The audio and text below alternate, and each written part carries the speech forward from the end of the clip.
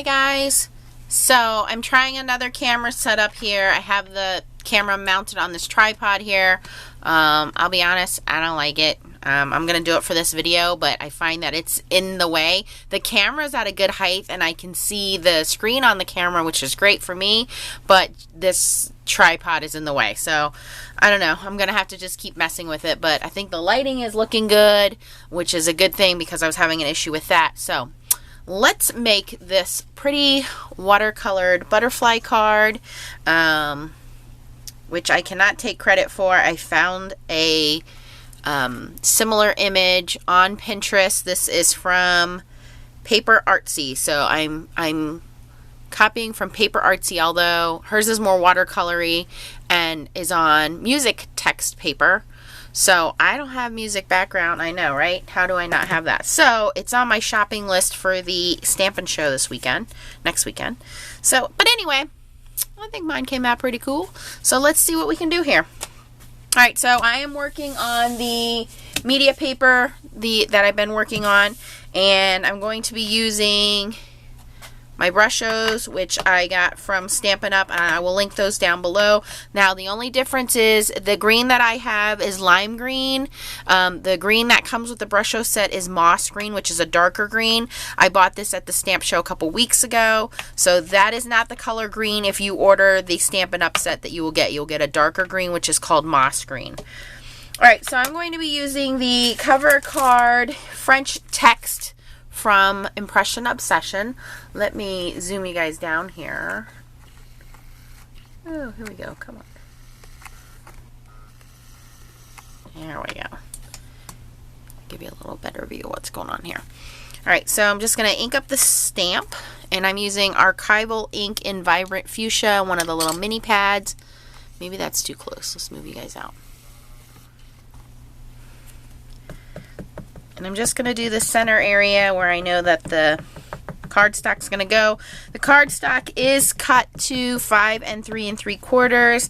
I have a mat cut at my usual dimensions, 5 1/4 by 4. And then, of course, going on a A2 size card, which I've made out of heavyweight paper. And the little ink cube's so cute. Alright, so then we're going to put this down. And right in the center, press that down. Someplace I have a piece of scrap paper that I was using. You guys can't see the rest of my desk, but it is a big mess. Huge mess right now. Let's just use this.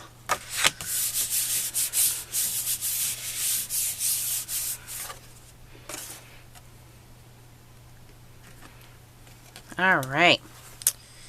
Beautiful. Alright. Now, I want to heat set that just a little bit.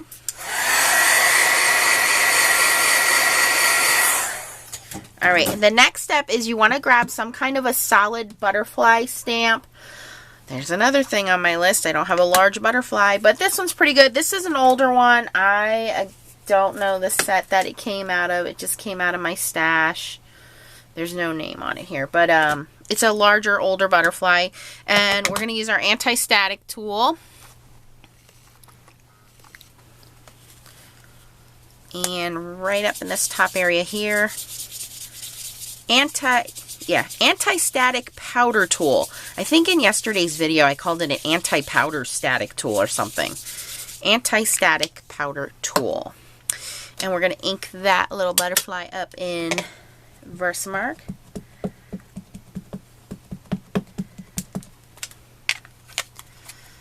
And stamp it right there in the middle.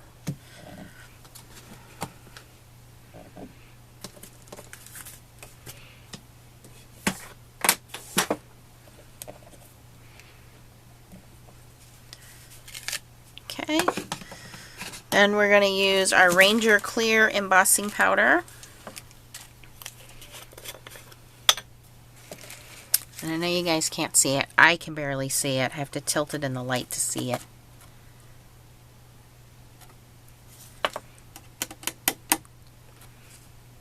And we're going to heat that up.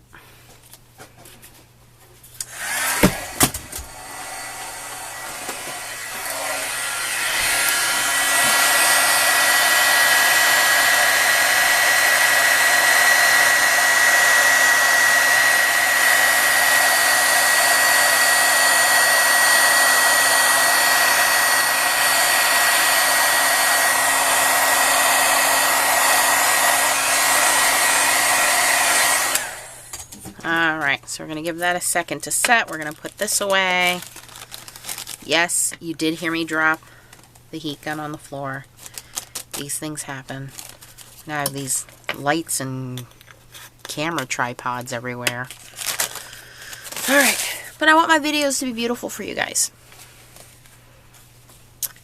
Alright, so now is the fun part. We have our Brushos here, and I can have little tacks in them. I think I will bring you guys down a little closer for this, because this is going to get messy. Alright, let me see if I can angle you a little better.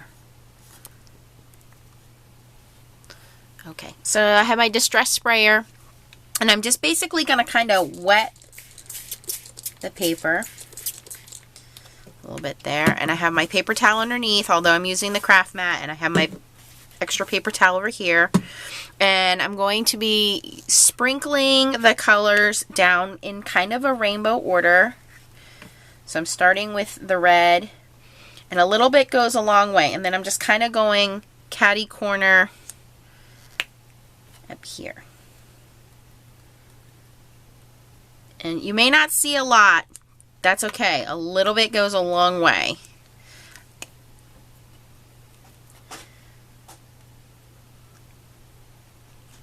And I can kind of see the resist of the butterfly, so I know in the general area I want this in. Don't worry if the cardstock is warping. That actually helps us a little bit. Of course, now more color bursts are on my shopping list. A large butterfly stamps on my shopping list. A music note backgrounds on my shopping list. I was really surprised that I don't have a large music note background. Alright, so now it just kind of looks like a hot mess. Give it a second here. We're going to take the sprayer and we are going to move the water in the direction we want to go in. So kind of from the butterfly spray outward.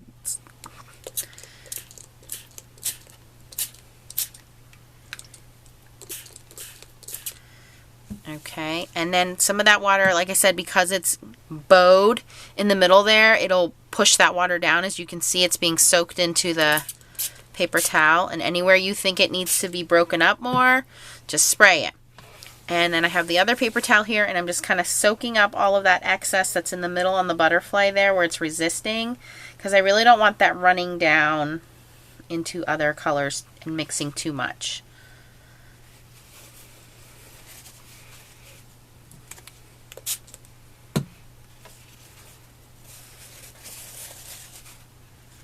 I'm just taking the corner of the paper towel and dabbing it.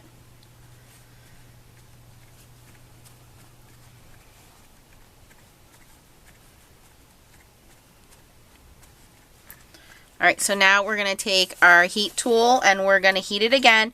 We want to be up higher when we're heating it this time though, because you don't want to remelt the embossing powder. So just hold your gun at a little higher angle and move it back and forth as you're heating it.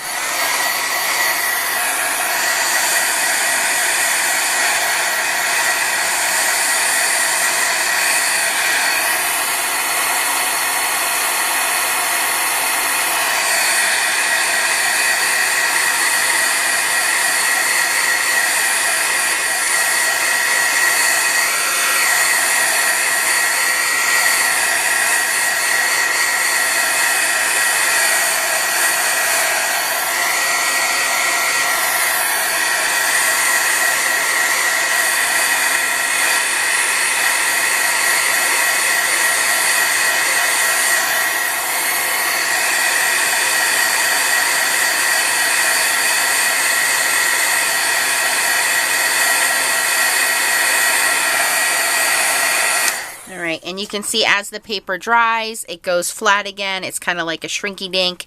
You know it's done. Alright, so easy cleanup on the mat here.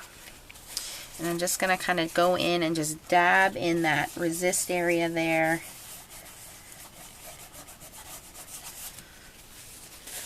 And there we have our cool watercolor effect butterfly.